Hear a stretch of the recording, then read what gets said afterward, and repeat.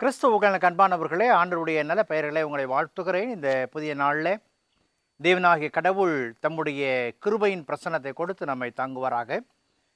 இந்த நாளின் தியானத்திற்காக ஒரு வசனத்தை உங்களுக்கு முன்பாக வைக்கிறேன். அது யாத்திரை புஸ்தகம் 3ஆம் அதிகாரம் 11வது வசனம். அப்பொழுது மோசே தேவனை நோக்கி, பார்வோனிடத்துக்கு போகவும் இஸ்ரவேல் புத்திரரை எகிப்திலிருந்து அழைத்து வரவும் நான் எம்மாத்திரம் என்றான். ஒரே ஒரு வார்த்தை தான். கடவுள் மோசை அழைத்து எகிப்திலே இருக்கிற மக்களை அழைத்து வரும்படியாய் கட்டளை கொடுக்கும் பொழுது அவன் சொல்லுகிற வார்த்தை நான் எம்மாத்திரம். ஒரு மிகப்பெரிய பொறுப்பை ஆண்டவர் தருகிறாரே, இந்த பொறுப்பை நிறைவேற்ற வேண்டும் என்று சொன்னால் அதற்கு நான் தகுதியுடையவன் தானா என்கிற நிலையிலே அந்த வார்த்தை வருகிறது. ஆண்டவர் இந்த பொறுப்பை கொடுப்பதற்கு முன்பதாக பார்வோனுடைய அரண்மனையிலே 40 ஆண்டு காலமும், வனாந்தரத்தில் 40 ஆண்டு காலமும் இவனை பக்குவப்படுத்தி பற்றி எறிகிற முட்செடியின் மத்தியில் அழைக்கிறார். ஆண்டவர் என்று அறிந்திருந்தவன் இறை அழைப்பு வரும் பொழுது நான் எம்மாத்திரம் என்று சொல்லுகிறான். ஆனால் அதே நேரத்தில் 1 சாமுவேலின் புஸ்தகம் 17ஆம் அதிகாரம் 26வது வசனத்தில் கோலியாத் இஸ்ரவேலின் தேவனை நிந்திக்கும் பொழுது அதை சந்திக்கிற தாவீது ஜீவனுள்ள தேவனை நிந்திப்பதற்கு விருத்த சேதனமில்லாத இந்த பெலிஸ்தியன் யார் என்கிற கேள்வியை கேட்கிறான்.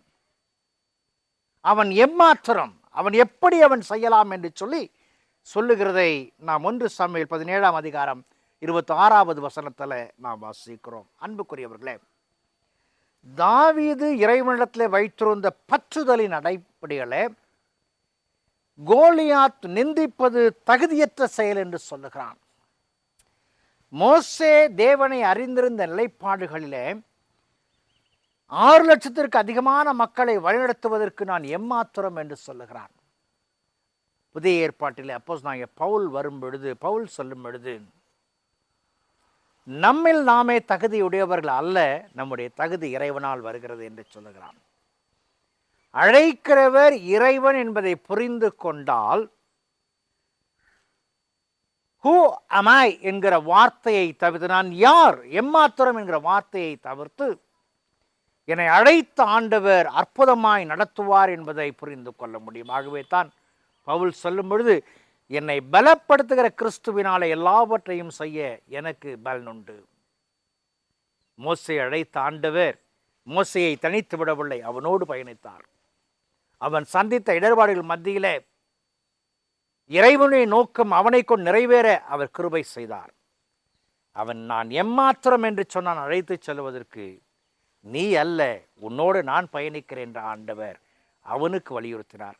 அதே ஆண்டவர் இந்த நாளிலும் கூட அவர் தம்முடைய பிரசன்னத்தை நமக்கு கொடுத்து, நான் உடன் இருக்கிறேன், நான் எம்மாத்திரம் என்று சொல்லாதே, உன்னை பலப்படுத்துகிறவன் நான் என்று அறிவிக்கும் பொழுது அதை ஏற்று செயல்பட அர்ப்பணிப்போம். கடவுள் நம்மை ஆசீர்வதிப்பார். ஜெபம் செய்வோம்.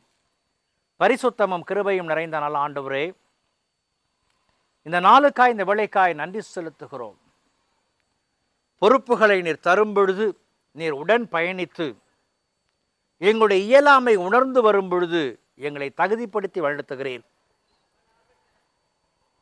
இந்த நாளிலும் கூட எங்களை தகுதிப்படுத்தி உம்முடைய நாமத்தின் மகிமைக்காக எடுத்து பயன்படுத்தும். இயேசுவின் ஜெபிக்கிறோம் ஜெபக்கேள் பிதாவே, ஆமென்.